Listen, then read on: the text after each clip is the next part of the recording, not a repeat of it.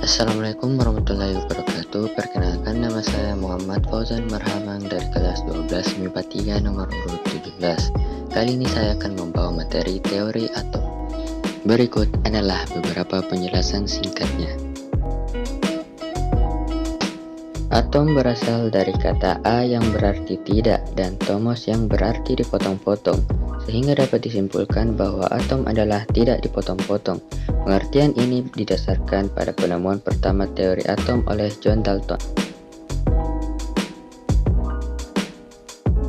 John Dalton mengemukakan pendapatnya mengenai atom pada tahun 1803. Teori atom Dalton ini didasari oleh hukum kekekalan massa dan hukum susunan tetap. Ini adalah ilustrasi gambar atom menurut John Dalton. Kesimpulan teori atom Dalton menyebutkan bahwa 1. Atom merupakan partikel terkecil dari suatu materi sehingga tidak dapat dibagi lagi menjadi bagian yang lebih kecil. 2. Atom tidak dapat diciptakan atau dimusnahkan. Yang ketiga, atom digambarkan seperti bola pejal sederhana dengan ukuran sangat kecil. Yang keempat adalah penyusun unsur adalah atom-atom yang sama. Yang kelima adalah penyusun senyawa adalah atom-atom yang berbeda sesuai unsur penyusunnya. Dan yang keenam adalah atom-atom bergabung membentuk senyawa dengan perbandingan bilangan bulat dan sederhana. Selanjutnya adalah kelebihan dan kelemahan dari teori atom Dalton. Kelebihannya yaitu mampu membangkitkan minat terhadap penelitian tentang model atom berikutnya, dan kelemahannya yaitu tidak bisa menjelaskan hubungan antara larutan senyawa dan daya hantar arus listrik. Yang kedua adalah teori Joseph John Thomson. Thomson mengungkapkan teori atomnya pada tahun 1897. Secara ringkas, Thomson menyimpulkan bahwa atom adalah bola padat bermuatan positif dan di dalamnya tersebar elektron yang bermuatan negatif. Model atom Thomson digambarkan seperti buah kismis yang berada pada dalam roti. Berikut adalah gambar ilustrasi atom menurut Thomson. Selanjutnya adalah kelebihan dan kelemahan teori ini. Kelebihannya yaitu menjadi awal penemuan bahwa atom bukan partikel terkecil sehingga memberi jalan untuk teori-teori selanjutnya. Dan kelemahannya yaitu Thomson tidak dapat menjelaskan susunan muatan positif dan negatif dalam bola atom tersebut. Yang ketiga adalah teori Rutherford. Rutherford mengungkapkan teori atomnya pada tahun 1910. Secara ringkas, kesimpulan dari teori atom Rutherford adalah sebagai berikut. 1. Atom bukan merupakan bola pejal. Yang kedua, atom terdiri dari inti atom yang sangat kecil dan bermuatan positif. Yang ketiga, inti atom dikelilingi oleh elektron yang bermuatan negatif.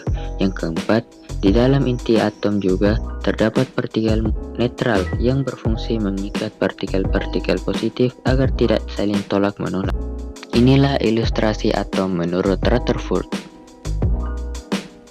Meskipun teori Rutherford ini telah menyempurnakan teori sebelumnya, tapi teorinya masih memiliki kekurangan, yaitu tidak dapat menjelaskan mengapa elektron tidak jatuh ke dalam inti atom, dan elektron yang mengelilingi inti atom mengeluarkan energi sehingga ada pasti saat elektron dapat jatuh ke inti atom.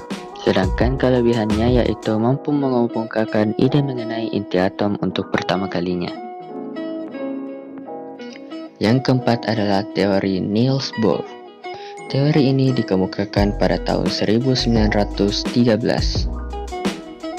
Adapun kesimpulan dari teori Niels Bohr ini yaitu atom terdiri atas inti atom yang bermuatan positif dan elektron-elektron yang mengelilingi inti atom pada lintasan-lintasan tertentu.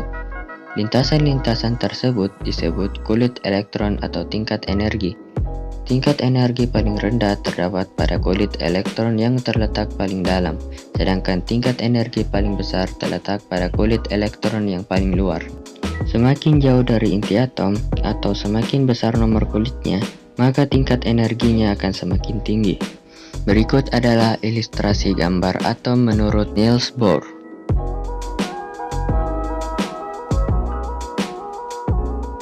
Meskipun telah menyempurnakan teori sebelumnya, teori ini masih memiliki kelemahannya juga.